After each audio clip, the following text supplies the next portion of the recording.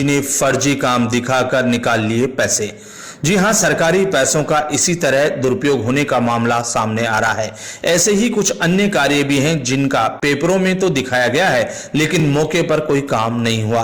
जैसे कि रिबोर एक ही हुआ और पैसे 6 के निकाले गए। ये सब तो कम ही था जब मरघट की 1 एकड़ भूमि पर कब्जा कर दिया, और वो भी गन्ना, जिससे गांव की जनता में बहुत से और परेशानियां भी हो गई है।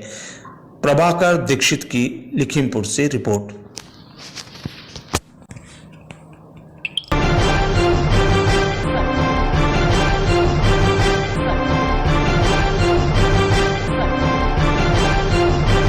से है जहां कोरोना रोकथाम को लेकर गृह विभाग की ओर से जारी की गई गाइडलाइन की पालना नहीं करने पर जिला मुख्यालय पर 4 प्रतिष्ठानों को सील किया गया। इसमें 2 शराब के ठेके, 1 कोचिंग संस्थान और 1 मोबाइल शॉप शामिल थी। आपको बता दें कि एसडीएम हनुमानगढ़ कपिल यादव के नेतृत्व में प्रशासन, पुलिस और नगर परिषद की टीम ने संयुक्त रूप से इस कार्रवाई को अंजाम दिया। एसडीएम यादव ने बताया कि हनुमानगढ़ में एक प्राइवेट कोचिंग संस्थान चलने और उसमें बड़ी संख्या में विद्यार्थियों के होने की सूचना मिली थी। इस पर सुबह 11:30 बजे ही पुलिस प्रशासन और नगर परिषद की टीम मौके पर पहुंची और कोचिंग संस्थान को जुर्माना लगाकर सीज किया गया। वहीं जंक्शन और टाउन में भी एक शराब के ठेके को अनुमत समय से ज्यादा समय तक खुला रखने पर सीज की कार्रवाई की गई। साथ ही जंक्शन में एक मोबाइल शॉप को भी सीज किया गया।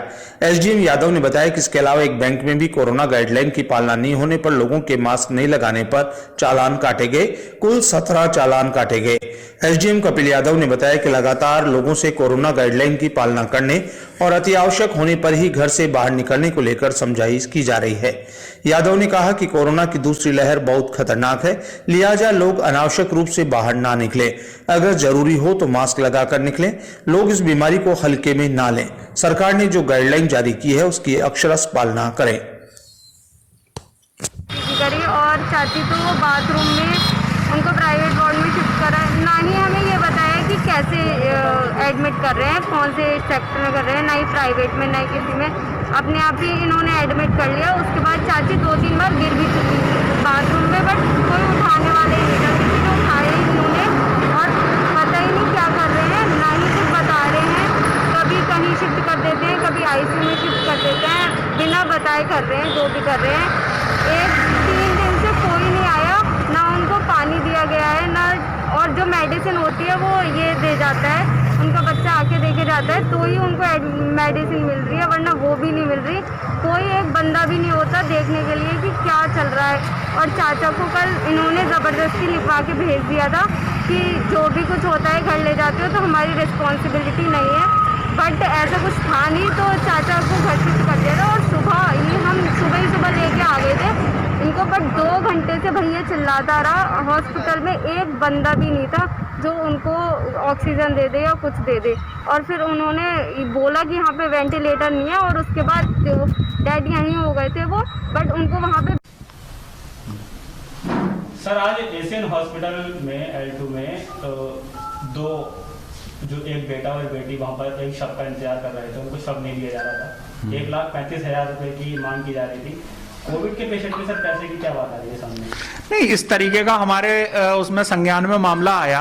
ये एशियन हॉस्पिटल को हमारी तरफ से अधिकृत किया गया है, जो गवर्नमेंट के रेट पे इलाज करेगा, और 25% बेड हमने प्राइवेट सेक्टर के लिए दे रखे हैं। जो भी पेशेंट हमारी तरफ से रेफर होके जाएगा वो फ्री ऑफ कॉस्ट इलाज होगा, उसका पेमेंट सरकार की तरफ से किया जाएगा।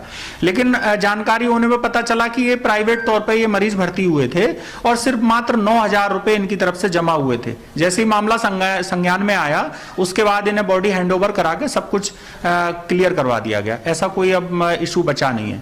लेकिन सर, आप जिस तरह से बता रहे हैं कि प्राइवेट में भर्ती हुए थे वो जी, मीडिया के हस्तक्षेप के बाद तो उन्हें ऐसे ही क्यों सौंपा गया परिजनों को? नहीं, सब तो नॉर्मल, वो तो पहले इशू रिजॉल्व हो चुका था। ये मीडिया वाले लोग हो सकता है कि बाद में पहुंचे हों। ये मामला तो सुबह 8 साढ़े 8 बजे संज्ञान में आ गया था और उसी टाइम पर इशू रिजॉल्व हो गया। ये नहीं, हमारे पास शव ड्राइवर की बाइट है, कह रहा है 12:30 बजे बज रहे हैं, लेकिन अभी तक शव नहीं मिला। उसका वाहन तो अंदर था, लेकिन शव ड्राइवर बाहर था। 9 बजे से चालक वहां मौजूद था, लेकिन उसको शव नहीं दिए थे।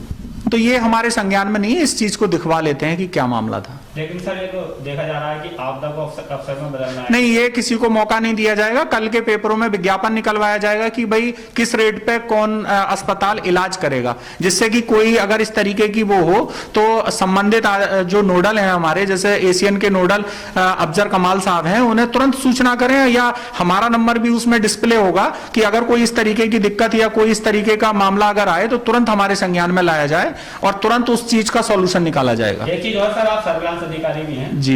लोगों की शिकायतें हैं, खासतौर पर इनकी भी शिकायत थी जी। दो बॉडी जी, दो कोरोना से मौत हो गई है जी। कि हम सर्विलांस नंबर पर फोन कर रहे हैं, आला अधिकारियों को फोन कर रहे हैं, हाँ। फोन नहीं उठ रहा है, तो रेस्पॉन्स नहीं मिल रहा है 3-3 दिन से। सर पब्लिक परेशान। नहीं, ऐसा देखिए, हमारा फोन 24 आवर ऑन रहता है। इन्हीं के जो आपका ये मैटर था, इसी के सिलसिले में एसडीएम साहब ने भी हमारे पास फोन किया था और यहाँ के जो मैनेजर हैं एशियन के, उनके पास भी बात की गई। डीएम साहब ने भी तुरंत संज्ञान लिया, एडीएम साहब ने भी संज्ञान लिया और सीएमओ साहब ने भी संज्ञान लिया। तो ये तो कहना गलत है कि किसी ने नंबर नहीं उठाया या फोन पे बात नहीं हो पाई, क्योंकि सारे लोगों के आपस में कोऑर्डिनेशन थे। सर जिस तरह से घंटों के बाद शब्द दिए गए हैं तो एक्चुअली में देखिए, थोड़ी सी समस्या हमारे पास सब वाहन की है। ये चीज हमने पहले भी बताई है, क्योंकि होता क्या है कि जैसे एक सब लेके जाने के बाद, उसकी अंत्येष्टि होने के बाद तभी हमारे पास सब वाहन वापस आता है। तो हमारी ये मांग है कि कम से कम एक। क्या नाम है आपका? अंश, मेरा नाम अंश है। आज क्या हुआ है, पूरी बात बताइए। मैंने अपने माता पिता को यहाँ को 19 तारीख को भर्ती करवाया था यहाँ पे डायरेक्ट। तो उन्होंने क्या कहते हैं कि वो भर्ती कर लिया और एक को आईसीयू में और एक को वार्ड में रख दिया, और ये भी नहीं पता कौन से उसमें रखा। तो मैं उसके बाद मेरी मदर को 3 दिन कोई ख्याल नहीं रखा, ये स्टाफ भी नहीं आया, न दवाई लगाने आ रहा है कोई, मैं दवाई लाना खाने देने आया। उसके बाद तीसरे दिन क्या कहते हैं, मेरे मम्मी बाथरूम में गिर गई होंगी 2-3 बार, ये भी किसी ने इन्फॉर्म नहीं करा। उसका कहीं शिफ्ट कर दिया, मुझे बेड नंबर भी नहीं बताया। क्या कहते हैं क्या हो रहा है, कंप्लेंट वगैरह करी तो थोड़ा जाके कल स्टाफ कोविड था तो भर्ती किया गया था। उसका दवाइयाँ, फादर की भी दवाइयाँ नहीं चल रही थी आईसीयू में, एक दिन स्किप हो जाता था पूरा। और उसके बाद क्या कहते हैं, अब जाके जहाँ अब डेथ हो, पापा को इन्होंने डिस्चार्ज कर लिया, साइन करवा लिया पेपर पे कि हमारी कोई जिम्मेदारी नहीं कुछ होता। पापा को प्रॉब्लम हुई, पापा सुबह आए तो सुबह पापा बहुत देखते, भैया आया भैया चिल्लाते थे, डॉक्टर ही नहीं था। तो उसके बाद क्या कहते हैं, उन्होंने बाहर शिफ्ट कर दिया कि दूसरे हॉस्पिटल की, वहाँ चले जाओ। फिर यहाँ पे एक्सपायर हो गए थे वो, क्योंकि मिलना नहीं था। आप क्या कह रहे हैं डॉक्टर? अब बॉडी लेने की बात हुई तो कहने पहले बिलिंग करा के लाओ, फिर उसके बाद बॉडी मिलेगी आपको। 1,35,000 रुपये का बिलिंग बैठाई है, जिसमें कोई केयर नहीं हुई ना कुछ हुई है।